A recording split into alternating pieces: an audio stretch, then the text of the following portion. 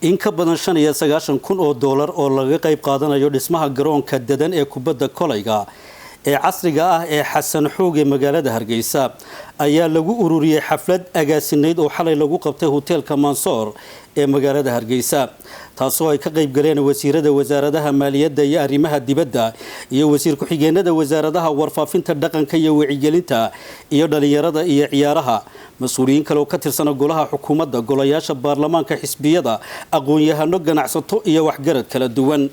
wasiir ku xigeenka wasaaradda warfaafinta dhaqanka iyo wacyigelinta jamhuuriyadda Soomaaliland Marwo Shukri Xariir Ismaaciil ayaa xustay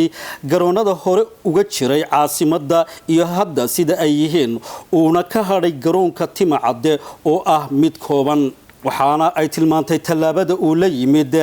Xasan Maxamed Xoore Xasan Xoog in ay tahay tallaabo hormood uu ka yahay oo ah dhismaha garoon dadan oo casri ah ayna muhiim tahay in lagala qayb qaato wasiir ku xigeenka wasaaradda dhalinyarada iyo ciyaaraha jamhuuriyadda Soomaaliland Mudane Yuusuf Cismaan Garas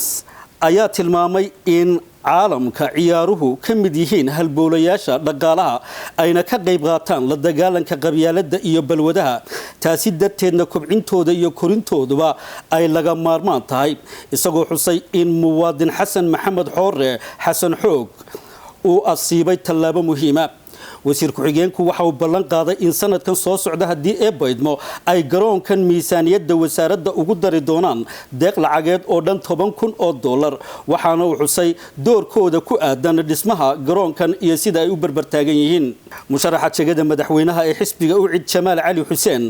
ayaa isna tilmaamay qiimaha uu garoonkani u yeelan doono shacbiga caasimadda waxaana uu soo jeediyay in gudaha iyo dibadba laga wada qayb qaato dhismihiisa عبد فوسي محمد حورة وكهدلي أفك ولالكي حسن محمد حورة حسن حوق أو لفكر كاسمها جرون كان ددن